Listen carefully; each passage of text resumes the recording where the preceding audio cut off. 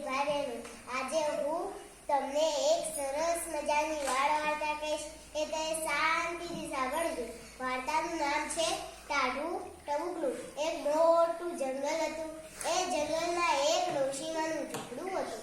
એ ઝૂંપડામાં એક ડોશીમા રહેતા હતા અને ઝૂંપડાની છત તૂટેલી હતી અને ચોમાસાની ઋતુ હતી અને વાદળો ગડગડાટ કરવા લાગ્યા અને વીજળી ચમકારા કરવા લાગી. એવામાં ધોધમાર વરસાદ વરસવા લાગ્યો અને ડોશીમાના ઝૂંપડામાં પાણી ટપકતું હતું અને ડોશીમા ગાતા હતા, હું આગલાથી ના બીવું, હું શીલાથી ના બીવું, બીવું તો એક ટાઢા ટબુકલાથી. અને એમની ઝૂંપડી પાસે એક સિંહ વરસાદથી બચવા લપાઈને ઊભો હતો. એ બધું આ સાંભળી ગયો અને કહે, આ ટાઢું ટબુકડું કેવું હશે? કોઈ નક્કી કોઈ પ્રાણી હશે, એટલે જ આ ડોશીમા ગાય છે. અને એક વરસાદનું ટીપું પેલા સિંહ ઉપર પડી અને સિંહ તો ગભરાઈ ગયો અને ધ્રુજવા લાગ્યો, એ જાય નાઠા, જાય નાઠા. રસ્તામાં એક ઝાડ ઉપર એક વાંદરો બેઠો હતો. એ બધું આ જોઈ ગયો અને કહે, જંગલ રાજા, સિંહ રાજા, આમ કેમ ભાગે જાવ છો? સિંહ કહે, જવા દે ને વાત, મારી પાછળ એક ટાઢું ટબુકડું પડ્યું છે, બહુ જ બદમાશ છે, બધાને ખાઈ જાય છે. પેલા ઝૂંપડીવાળા ડોશીમા ગાતા હતા, હું આગલાથી ના બીવું, હું શીલાથી ના બીવું, બીવું તો એક ટાઢા ટબુકલાથી. અને વાંદરો કહે, સિંહ ખોટું થોડું બોલે? અને એક વરસાદનું ટીપું પેલા વાંદરા પર પડ્યું અને વાંદરો તો ગભરાઈ ગયો અને ધ્રુજવા લાગ્યો. એવો પડ્યો સિંહની પીઠ ઉપર. બે જણાએ જાય નાઠા, જાય નાઠા. રસ્તામાં એક વાઘ મળ્યો. વાઘ કહે, વાંદરાજી, આમ સીડી પર બેસીને આમ કેમ ભાગ્યા જાવ છો? વાંદરો કહે, જવાની વાત, અમારી પાછળ એક ટાઢું ટબુકડું પડ્યું છે, બહુ જ બદમાશ છે, બધાને ખાઈ જાય છે. એટલા ઝૂંપડીવાળા ડોશીમા ગાતા હતા, હું આગલાથી ના બીવું, હું શીલાથી ના બીવું, બીવું તો એક ટાઢા ટબુકલાથી. અને એક વરસાદનું ટીપું પેલા વાઘ ઉપર પડ્યું અને વાઘ તો ગભરાઈ ગયો અને ધ્રુજવા લાગ્યો, એ જાય નાઠા, જાય નાઠા. રસ્તામાં એક ચિત્તો મળ્યો.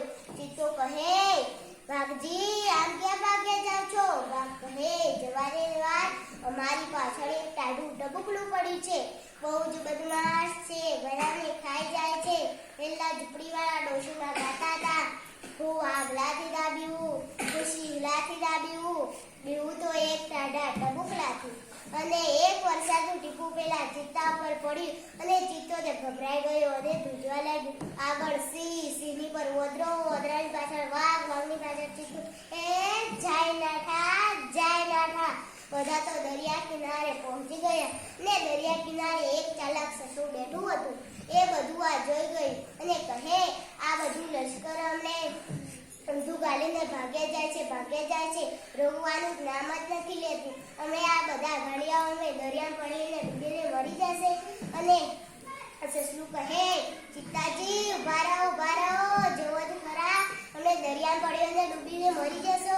અને બધાએ ટાઢા ટબુકલાની વાત કરી અને સસલું કહે, ચિત્તાજી, તમે જોવો છો ટાઢું ટબુકલું કેવું દેખાય છે? ચિત્તો કહે, ના રે ના, નથી દેખ્યું. મજેદાર વાઘ કહેતો હતો. સસલાએ વાઘને પૂછ્યું, વાઘજી, તમે જોયું છે ટાઢું ટબુકલું કેવું દેખાય છે? વાઘ કહે, ના રે ના, મેં તો નથી દેખ્યું, મને તો આ વાંદરો કહેતો. સસલાએ વાંદરાને પૂછ્યું, વાંદરાજી, તમે જોયું છે ટાઢું ટબુકલું કેવું દેખાય છે? વાંદરો કહે, ના રે ના, મેં તો નથી દેખ્યું, મને તો આ જંગલ રાજા સિંહજી કહેતા હતા. સસલાએ સિંહને પૂછ્યું, સિંહ રાજા, તમે જોયું છે ટાઢું ટબુકલું કેવું દેખાય છે? સિંહ કહે, ના રે ના, મેં તો નથી દેખ્યું, હું તો ડોશીમાની ઝૂંપડી પાસે ઊભો હતો. ડોશીમા ગાતા હતા. સસલું કહે, ચલો આપણે ડોશીમાની ઝૂંપડીએ જઈએ. બધા ચાલ્યા ડોશીમાની ઝૂંપડીએ ને ડોશીમાની ઝૂંપડીએ જઈને સસલું કહે, ડોશીમા, ડોશીમા, તમે જોયું ટાઢું ટબુકલું કેવું દેખાય છે? તમે ગાતા હતા ને. ડોશીમા કહે, મૂર્ખાઓ, આ ટાઢું ટબુકલું કોઈ પ્રાણી નથી, માણસ નથી, આ તો પેલા વરસાદના છોટા મારી ઉપર પડતા હતા એટલે હું ગાતી હતી. બધા સમજી ગયા અને પોતપોતાના ઘરે જવા લાગ્યા. અને સસલું કહે, ચિત્તાજી, ઉભા રહો, આપણે છાણ લાવ્યું, કોઈ માટી લાવ્યું અને કોઈ દોરી લાવી, કોઈ લાકડા લાવ્યું અને ડોશીમાની ઝૂંપડી તો સરખી કરી આપી અને ડોશીમા તો રાજી રાજી થઈ ગયા અને ખાધું પીધું બસ.